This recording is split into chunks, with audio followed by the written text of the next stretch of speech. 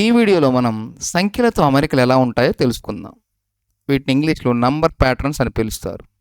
చూడండి ఈ ప్యాటర్న్స్ ఎలా ఉంటాయో. అంకెలు లేదా సంఖ్యలు ఇలా ఉన్నాయి వరుసగా 4, 25, 46, 67. తర్వాతి సంఖ్యలు మనకు తెలియవు. ఎలా కనుక్కుందాం తర్వాత సంఖ్యలు?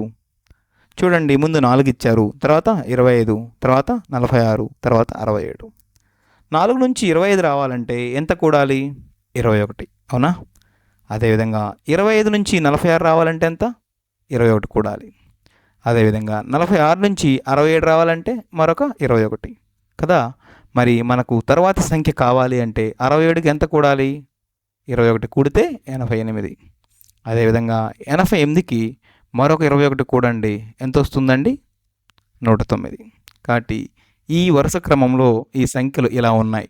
అర్థమవుతుందా? ఈ సంఖ్య అమరిక ఇలా ఉంది. 4కి 21 కూడారు, తర్వాత ఇంకొక 21 కూడారు, అలా కూడుకుంటూ వెళ్తున్నాం. వచ్చిన సంఖ్యలను అలా అమర్చారు. మరొక అమరిక చూడండి. 3, 6, 12, 24 ఇలా ఉన్నాయి. తర్వాత సంఖ్యలు తెలియవు. మనం పైన ప్రయత్నించిన విధంగానే చేద్దామా?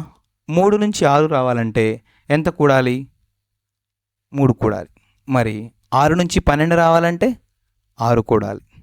అదేవిధంగా 12 నుంచి 24 రావాలంటే ఎంత కూడాలి? 12. మీరు గమనిస్తే నిర్దిష్టంగా ఒకే సంఖ్యను కూడట్లేదు, మనం వేరు వేరు సంఖ్యలను లేదా అంకెలను కూడుతూ ఉన్నాం. ఇలా చేయకూడదు, కాబట్టి ఇది తప్పు. మరొక విధంగా ప్రయత్నిద్దాం.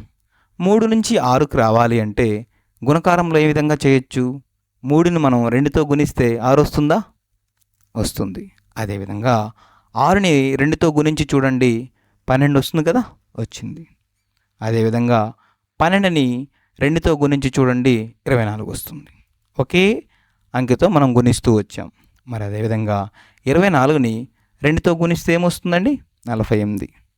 అదేవిధంగా 48ని 2తో గుణించండి, ఏమొస్తుంది? 96. ఈ సంఖ్యల యొక్క అమరిక ఇలా ఉంది. 3, 6, 12, 24, 48, 96.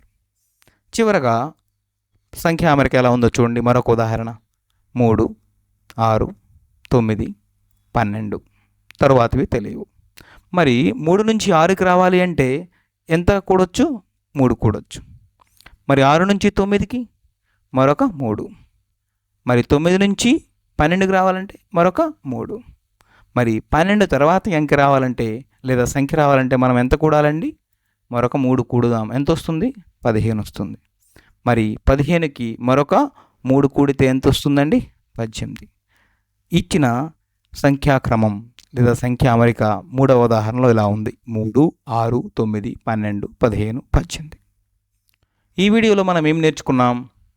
సంఖ్యలతో అమరికలు, వాటి యొక్క ఉదాహరణలు, రకరకాల ఉదాహరణలు తెలుసుకున్నాం కదా.